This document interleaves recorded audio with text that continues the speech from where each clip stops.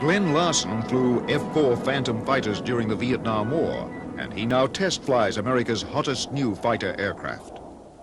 I think I would typify the fighter pilot that you're asking about as an individual who has the ability to think on his own, to respond to a rapidly changing situation properly, to respond in a proper tactical sense, to identify a flaw in an enemy's tactics and to take advantage of it, or if that flaw disappears halfway through, to change your tactics, to be flexible, and to operate in an autonomous fashion. There are a lot of guys that can fly airplanes, but there are not that many that can fly and think well while they're doing it.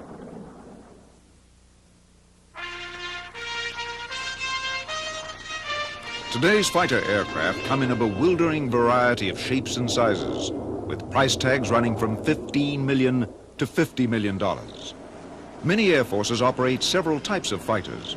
In the United States Air Force, the bantamweight F-16 Fighting Falcon fulfills the requirements of a strike fighter. Its specialty is ground attack, but its high maneuverability makes it a ferocious close-range dogfighter. The United States Air Force also operates the F-15 Eagle. The Eagle is a larger fighter than the F-16, and its specialty is aerial combat. It has a more powerful radar to seek out enemy fighters at great distances and carries a wider selection of weapons.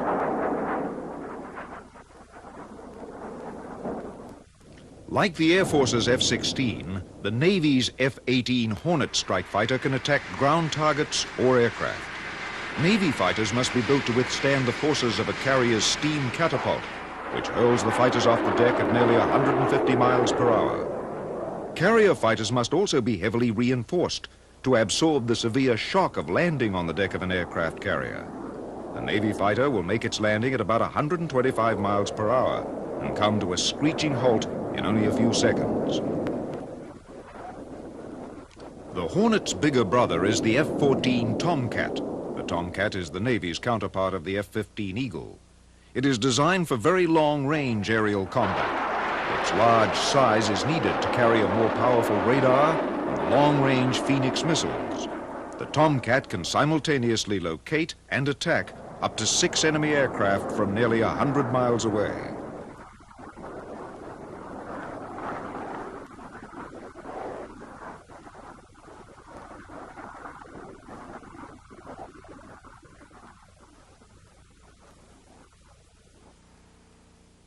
The Falklands War saw the first use of a new kind of fighter, the Harrier vertical takeoff jet. It can take off from very small carriers, as seen here, using a special ski ramp at the front of the ship. More remarkably, it can take off and land vertically. On land, it requires only a tiny clearing for its airfield. This unique feature is made possible by a special engine. The engine has 4 exhaust nozzles that can be steered to change the direction of the aircraft. It can taxi like an ordinary aircraft if the runway is available, but if there is no runway, the pilot can aim the nozzles of the jet engines downwards toward the ground and take off vertically.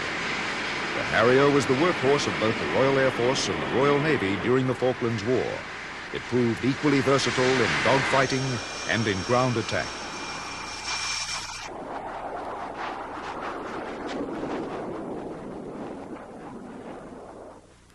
An improved version of this unique fighter is also built in the United States for the U.S. Marine Corps.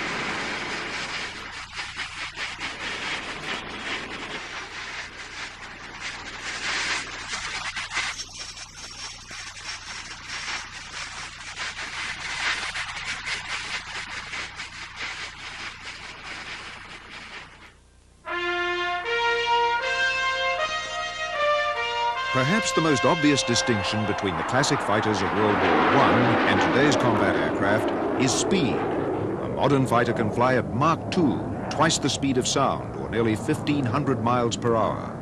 Fighter speeds have increased steadily since World War II. In fighter combat, there are advantages to high speeds, but there are also penalties to be paid. You can come in faster than the other guy, get your missile off faster, and get out of there, you'll probably have the advantage. But at what cost? It's going to take a tremendous amount of fuel, tremendous upgrade in propulsion systems and engines that don't exist today. Speed is not as important as it used to be, but it still is important. I don't want to downplay that. One of the penalties of high-speed maneuvering is the tremendous pressure called G-force, which is exerted on the pilot. These forces can be so severe that the pilot will black out and lose consciousness. Lieutenant Commander Tom Sobiak serves as executive officer of the U.S. Navy's elite Top Gun School. He explains the nature of G-force. G-force is the gravitational pull, or like the gravitational pull of the Earth. An equivalent to 1G is what, if you're standing upright, that's 1G, or laying down, that's 1G.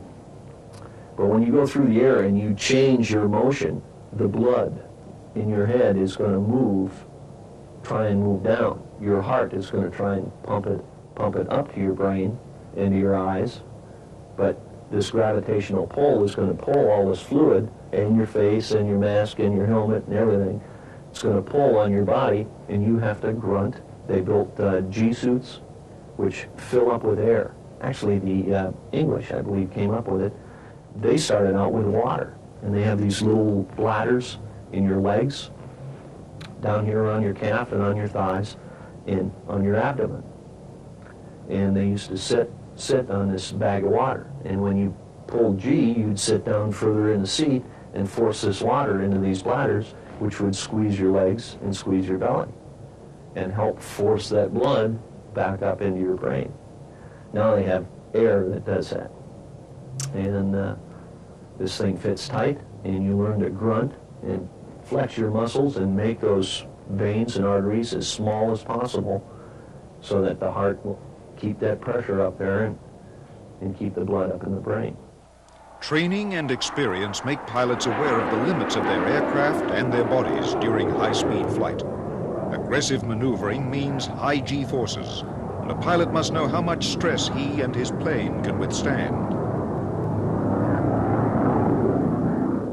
From my experience, however, I can handle 6 Gs okay for a while. 7 Gs not very long. 8 Gs just a little while. 9 Gs, forget it. That hurts. That's very painful. So perhaps we have reached the physical limits, but there are things that we can do to enhance the pilot's ability to withstand that.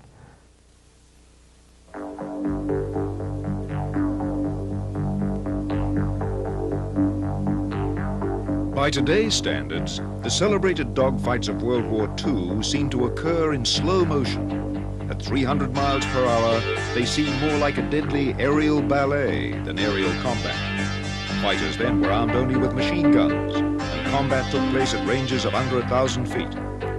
Jet fighter aircraft changed the speed of dogfights, but a pilot's talents remain much the same. Lieutenant Commander Sobiak of Top Gun comments on the changeless character of air combat.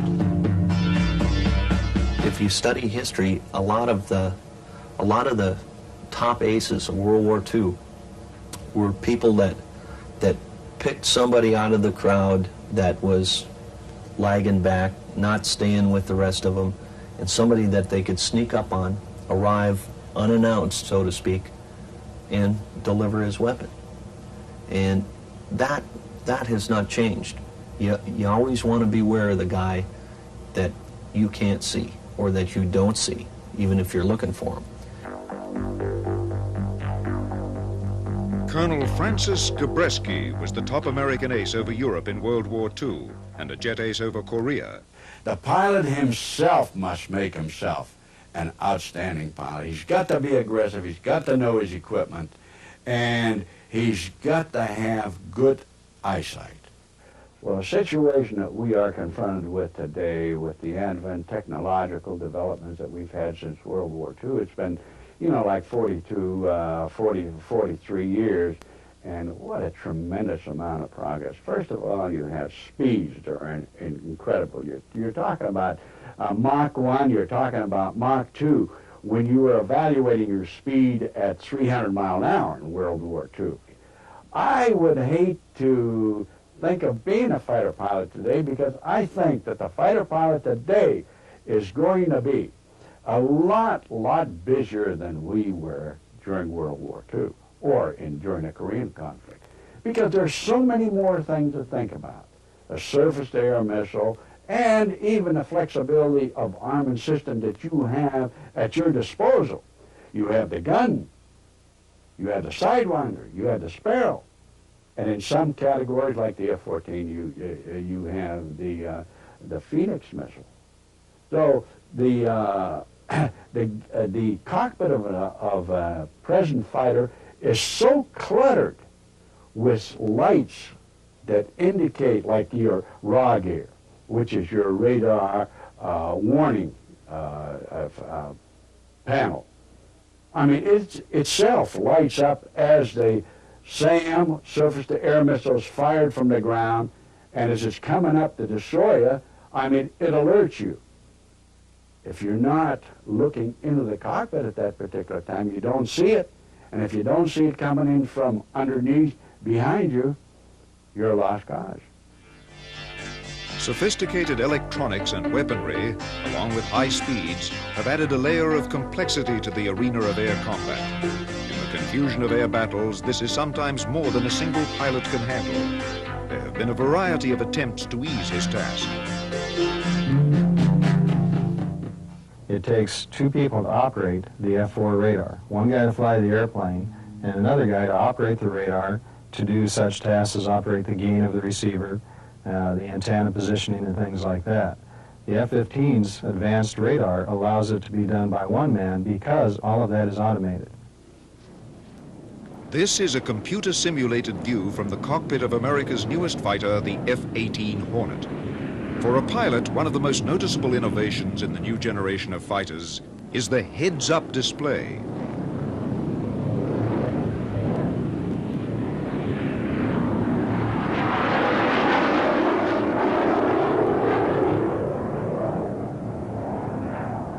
Glenn Larson now tests the world's hottest new fighters.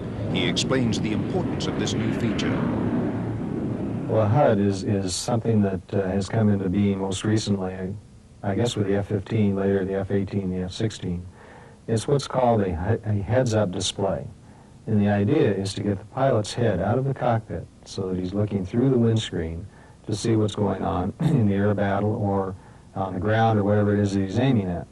Now let's draw some contrasts. The F-4, for example, has a gun sight, as did the F-100 and the F-104 and the F-86, go back as far as you want.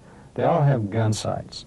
And this normally takes the form of a small circle with a dot in the middle. And that's your aiming device for whether it be dropping bombs or shooting the gun or whatever it may be. That's adjustable, of course. It depresses up and down so you can get the right angles. And that's all they had for years. The newer heads-up displays combine that together with a tremendous amount of information the pilot always needs. In the air-to-air arena, it's especially nice because there's a little device called a target designator box. And one of the biggest problems a fighter pilot has is seeing the enemy aircraft. If I can see an aircraft before he can see me, I can beat him. I don't care what I'm flying. This box is tied in with the radar such that when you're locked onto a target, this little box comes up on the field of view of the HUD, and if you look through it, that's where the enemy aircraft is. It adds to that thing they call situation awareness. It helps you understand better what's going on. More importantly, displayed up on that heads-up display in the air-to-air area are all the release parameters for the weapons. For example, an AIM-7 radar-guided missile has a certain range, and if you fire outside of that range, the missile won't get there. That's displayed to the pilot right up there with all that airspeed and everything else. In the F-4, it's down hidden in the radar scope. You have to come inside and try to find it.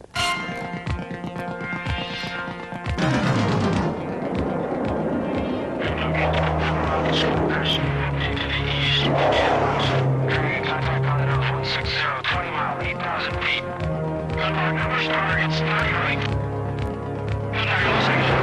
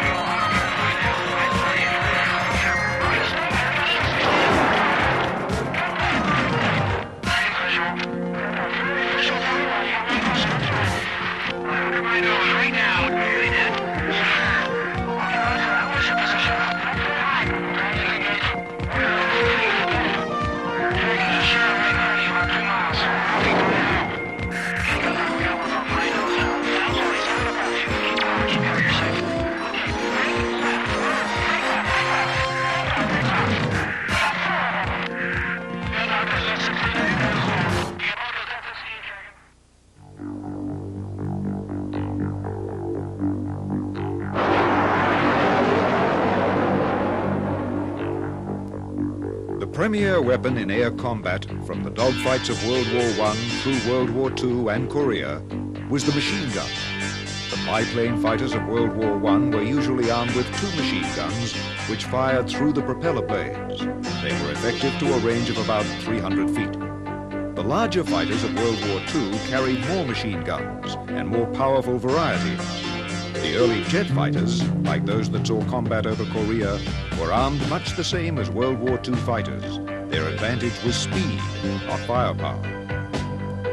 But in the late 1950s, the advent of guided missiles allowed fighters to attack each other at ranges measured in miles rather than feet. The first use of guided missiles in air combat came in 1959, when Sabre jets of the Taiwanese Air Force shot down several communist Chinese MiGs with early versions of the Sidewinder missile.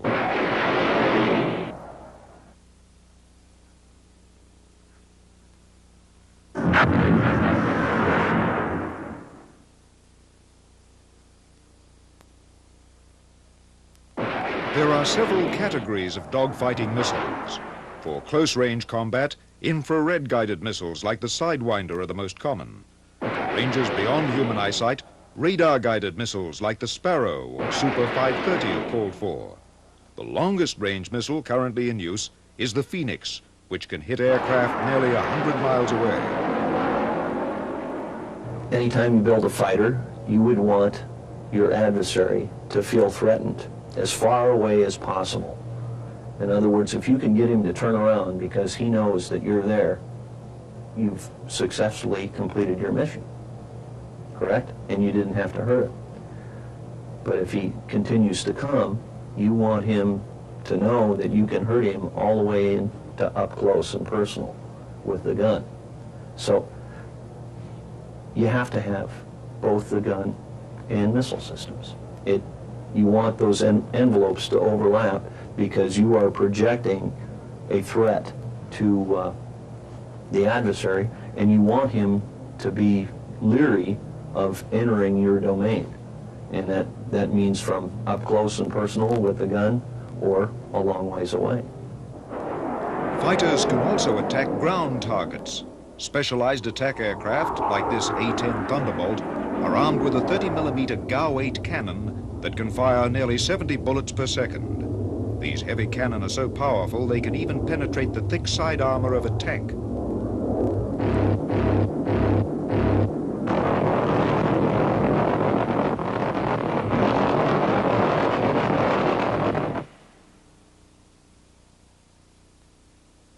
They can also attack with bombs. In fact, modern jet fighters can actually carry more bombs than most World War II bombers. Specialized bombs, like the cluster bomb seen here being dropped by an F-16, can attack large concentrations of trucks and tanks.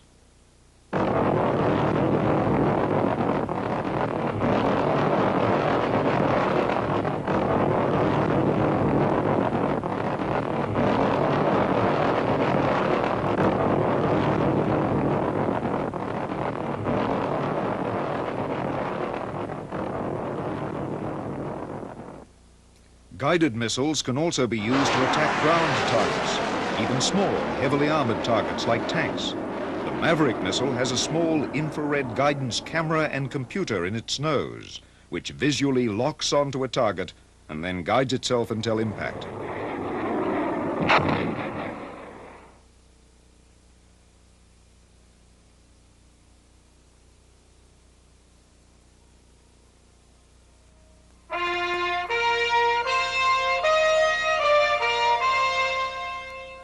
Fighter aircraft are not invulnerable. The greatest threat they face today is from the ground, from surface-to-air missiles, sometimes called SAMs. SAMs first appeared in the 1960s and have changed the nature of air combat. This Roland radar-guided missile has been locked onto an incoming fighter plane. The fighter is not fitted with electronic warfare devices to bluff the missile. Instead, the fighter tries to outmaneuver the missile, but to no avail.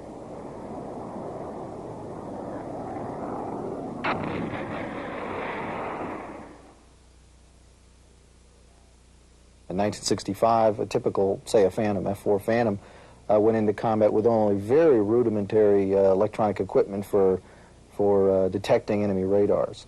The same situation occurred in the Middle East. The Israelis had only the very basic electronic equipment, but as they saw the adversary coming up with sophisticated missiles like the SAM-2 and the SAM-3 and more advanced models, Russian supplied, it became very important to have sophisticated electronic warfare equipment. And yes, as war continued to increasingly see advanced U.S. and Soviet equipment, the avionics, the electronics, the electronic warfare element became vital in terms of victory. And you saw that where in '73, the most advanced Soviet equipment at that time was in the hands of the Syrians and the Egyptians. SA-6 was one example. The Israelis had no jamming equipment nor radar warning devices to detect this missile, and they suffered many losses as a result of it. But like any move-counter-move, they were able to develop jammers, detection equipment, and new tactics to counter this, and you saw that in '82 when the Lebanon conflict saw Israeli airplanes bombing and successfully destroying over a dozen surface-to-air missile batteries, Syrian-manned, in the Bekaa Valley.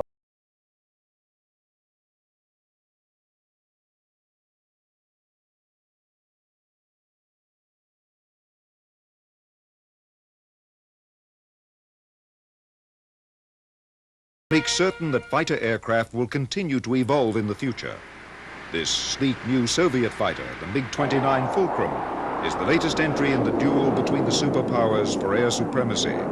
The MiG-29 embodies the whole spectrum of advanced technologies found in the fighter planes of the 1980s. Computers, composite materials, radar-guided missiles, and electronic warfare devices.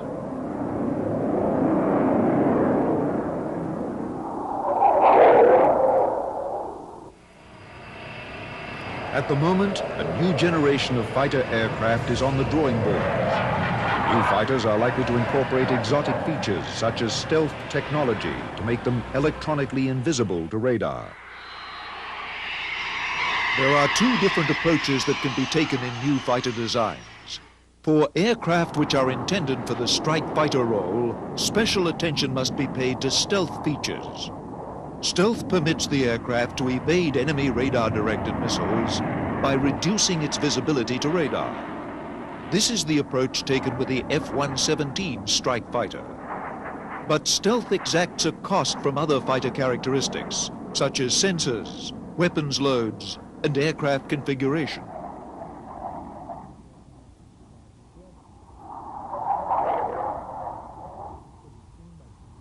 For new aircraft intended for the traditional fighter role, a lesser measure of stealth will be used. The extent of stealth features on future fighters will be determined by the cost that stealth entails, as well as competing technical characteristics such as weaponry and electronic sensors. Stealth is but one technology in the designer's palette.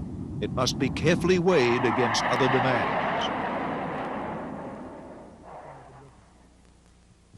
Predicting the future of fighter aircraft is a risky business.